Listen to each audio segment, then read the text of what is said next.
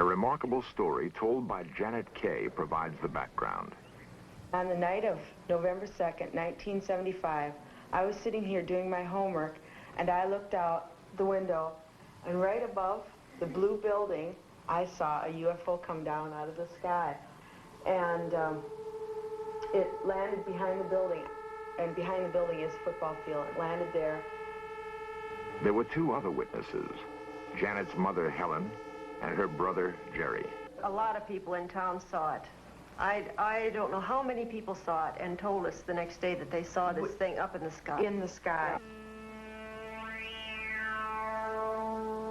As we pulled around the driveway here, I noticed up by the blue shed over there that there was something in the sky. So I pulled out of the driveway. And I said, turn down here, we can maybe get closer to it. So we just went over this way. And then you could just see it real good before the trees. It was definitely right there. And we just drove up here, and by that stop sign there, the railroad tracks, there was a fence across, so we couldn't go any further. And we just noticed it. It was just coming right in front of the trees, and we just stood here a minute till we saw it just glide over the top of the trees, and then it was gone. Well, a couple days later, after we saw the UFO go down, I saw a lot of people over here looking at something, so I came over here, and I found this big brown spot on the football field where the grass had been burnt. As you can see, the blue building is right over there, and the burned spot is right here. And it's right in line with the window we saw the UFO come down from.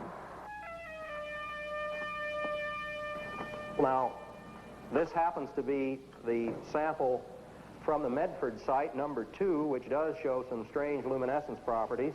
And so I'd want to make sure that the sample that I'm dealing with is not in itself radioactive.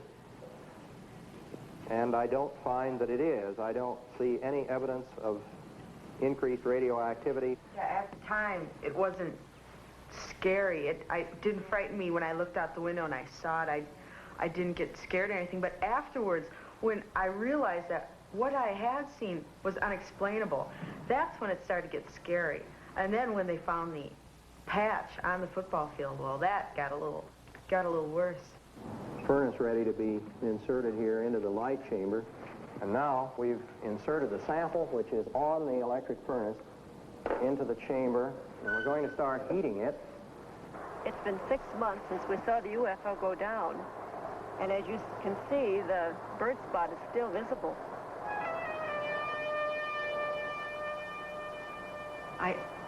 I just wish I knew what it was.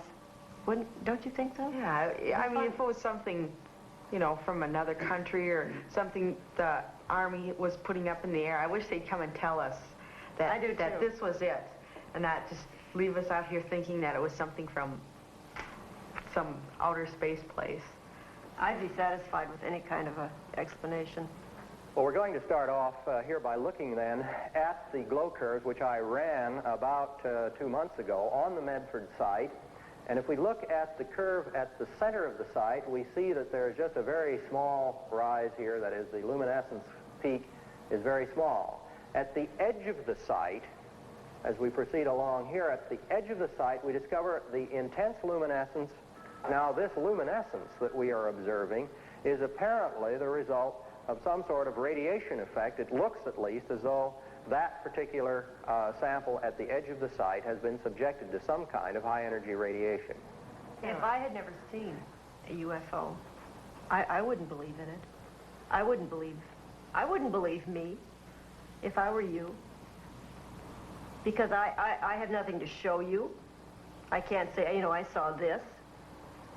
I just have nothing. All you have is my word. But there is more than just Mrs. Kay's word.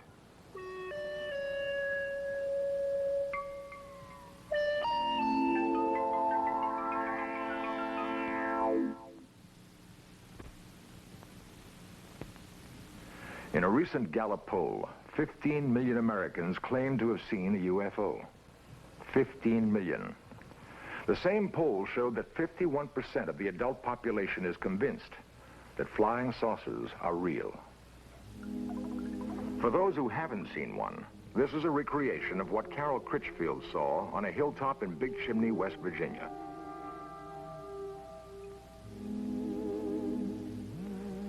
The artist used the same technique that a police artist would use in recreating the features of a suspect from the descriptions of witnesses. And this is what Philip Baker saw on the town road in Mellon, Wisconsin.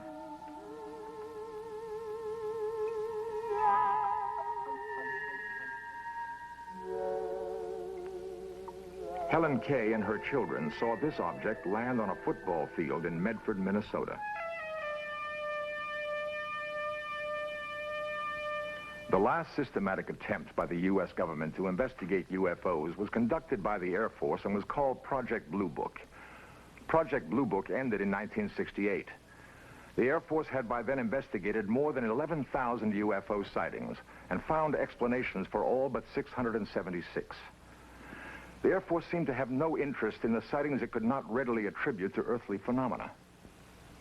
Perhaps it's time to approach the question of UFOs again, without bias. For we can only hope that if we are being studied by aliens, it is with more thoroughness and care than we have focused on them.